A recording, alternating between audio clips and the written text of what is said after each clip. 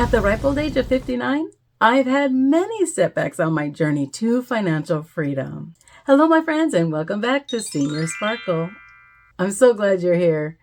And if you're new here, welcome. I am Trisha. Life has not always been pretty. I was a young teen mom, and I had to live with my parents just to make it. And it was a struggle. It was a struggle being a teen mom. Eventually, I was able to stand on my own 2 feet to support myself and my sweet little daughter. It's at that point I reconnected with my high school sweetheart. We got married and I gave birth to my wonderful son. Yet, this was not the beginning of a happy fairy tale. No, far from it. Unfortunately, my high school sweetheart, along those years after graduation, he had become physically abusive. In high school, he was never physically abusive. This physical abuse that I had to flee from ended up setting me way back again. Here I had just struggled to get to where I could make it on my own. And this was another setback that I had to struggle through. With nowhere to go, no job at that time, I ended up on welfare. I waited in food bank lines and I scraped and scrimped just to make ends meet. For the holidays, I was blessed during that time to be able to go to Santa Claus Incorporated, where I was able to wait in a line. And once I was inside, there was all these used toys and clothes. And I was able to pick out one outfit for each of my kids and one toy for each of my kids. So I was thankful for that. I continued to struggle, making things work, trying to figure out what I was going to do to be able to stand on my own 2 feet and not be on welfare. At one point, I finally got subsidized housing, which definitely helped. During this time on welfare, I didn't sit home. I attended college. I went to the local university and I pursued my degree. So my daughter was in kindergarten at the time and my son would go with me to the university and he attended the daycare there. Now, in exchange for him attending daycare, I had to volunteer and work some hours there as well or do chores. My chore was I always did the laundry. The washing machine's gone crazy! I did all their towels and stuff, sheets. I did all their laundry and I made Play-Doh. Kool-Aid Play-Doh it was. Flour and Kool-Aid. It was very inexpensive to make, so I could afford it. It was definitely easier for me to do that as a single mom trying to go to college and taking care of my kids to do some extra chores. So that's what I did to get my degree. I eventually got my Bachelor of Science degree in Management and Human Resources with a business law minor. And this degree opened the door to me to become an automobile investigator. This degree opened the door so that I became an insurance investigator for automobile accidents. Once I became an insurance investigator, I no longer needed welfare or the subsidized housing. So instead, I went ahead and I purchased a condo. Now, the condo wasn't in the best neighborhood, but I could afford it. So that's what I did. I bought a condo in an area that I could afford. And it worked for us. Now, I wasn't living high off the hog at all. I was barely making ends meet, but I was doing it. I felt like, okay, we're finally moving forward with this, being able to financially take care of ourselves, right? And then after 1 year of being in my condo, I realized the way I was able to qualify and get into my condo was because I signed up for an arm. Now, if you don't know what an arm is, it actually means they take your arms and your legs. Okay, just kidding. Not completely, but basically. It's an adjustable rate mortgage. I was mortified. I get the notice that my mortgage is going to almost double. No, it wasn't double. It went up 50%. Felt like doubling. It went up 50%. It was a huge jump because the interest rates had gone so high. I was mortified. I just knew I was going to lose my condo. I was going to lose everything. So I did what I had to do. I had to cut back. We had to eat a lot of top ramen noodles and beans. And my kids drank powdered milk, which they absolutely hated. I even putting it in the regular milk cartons to camouflage it.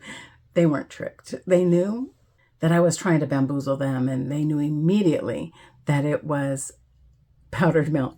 With the condo not being in the best neighborhood, I chose to go ahead and get my kids transferred to the better school areas. I didn't want them to go to our neighborhood schools because they didn't seem very good. So I did get them transferred to a better school.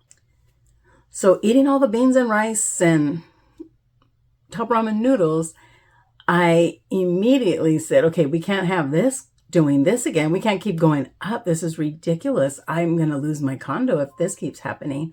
So I immediately went and refinanced. I was able to refinance and get a fixed mortgage.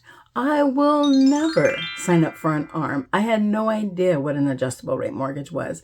And unfortunately, it didn't work in my favor. I think they try to sell it to you. Oh, the rates will go down and your payment will go lower. Yeah, that's not what happened for me. So that was a tough lesson learned, but I will never do an adjustable rate mortgage again. Never. And I don't suggest anyone do it. If you have to do adjustable rate, maybe you can't afford that, right? That's what I'm thinking. Looking back, I probably couldn't afford my condo, really. Then there's this opportunity opened up where I could buy a house in the neighborhood where my kids were going to school, and I wouldn't have to worry about making sure they were transferred every year. What happened was there was a realtor, she was a brand new realtor, coming through the condo. She was lost and she was looking for an address. And I said, hey, what's going on? You need help. And I helped her out. She told me the condos were selling like hotcakes. And when she told me how much they were selling for, I said, sell mine. She's like, what? Okay, I'll sell yours. She was brand new. I didn't know what I was doing. She ends up selling my condo. I get a really nice home in a nicer neighborhood, and my kids now live in the correct district. Over the years, I never took any loans out on my new home, and I only refinanced once, and that was when the interest rates had dropped so low. It's like, okay, everyone said you're crazy if you don't refinance at this point. So that's what I did. I did refinance my loan, and I dropped my mortgage payment then to get the lower interest. Another thing I always made sure was to never have any credit card debt. So I didn't have any loans on my home, and I never carried credit card debt. I was living within my means. In my new home, things were good. Then I decided to change careers. That was okay. The career change didn't set me back at all. What happened was I then met my husband, and I moved to Maui because that's where he had moved during the time that we were dating. He moved to Maui to be with his family, and I ended up moving to Maui with my new husband. Now, because we married late in life, we chose to keep everything separate. All our finances were separate, which I guess that makes sense for people that are married later in life. So while living in Maui, I continued to pay my mortgage and everything in the mainland, and he took care of his own bills. So that's just how we kept it. Now, don't get me wrong. Living in Maui is not a bad thing. It's absolutely beautiful, and I loved living in Maui. But financially, that was a huge setback. So financially, moving to Maui was not a wise move. Everything is so much more expensive. But the good thing about living in Maui is when you had vacation time, you're already in paradise. You just drive down the road and you're at the most beautiful, gorgeous beaches. But financially, moving to Maui was not a wise move. We ended up moving back to the mainland to my home that I had purchased many years before. I never sold it. I just kept it. I continued to pay the mortgage on it while we were living in Maui. And then another financial setback. I was fired for the first time in my life at 50 years old. I was fired. I had never been fired in my life. Now, if you want to hear the whole story on that, I will link the video to that in the description or up in the cards. But yeah, that was another financial setback. I was like, what am I going to do? It took me about 5 months to find a new job and to begin to get back on my feet, and everything was going okay. Now, I probably did something financially not real wise, but I knew that I would be okay. I didn't need the dream car, but I really wanted the dream car. So I purchased the dream car, but I paid it off really fast. I think I paid it off in 2 years. I didn't hold a balance. I don't like debt. So that's been really helpful to me with all these setbacks, that I'm able to get back up. I keep falling, but I'm able to get back up because I try not to have any debt. So I did get my dream car. It's a convertible Camaro. It actually relieves a lot of my stress at the end of the day, driving home with the top down, the wind blowing in my hair. I don't care if it's 50 degrees outside. I want the wind blowing in my hair and the heater will be on, but that's another story. It was at this point that I began to really think about my retirement, and I decided I'm going to pay off the car. I quickly paid off my car and then took that money, did the whole snowball thing like Dave Ramsey says, snowballed it to paying off my home. Every raise I got, any extra money I had, went towards paying off the house. And my mortgage will be paid off by my 60th birthday. Just saying that is just like, makes you so excited. It's just such a neat feeling. I mean, wow. No one can come and knock at my door and say, we're taking the house back. We're repoing the house. Do they repo houses? What do they do? It's not repo. They repo your cars. I had that happen. I forgot about that.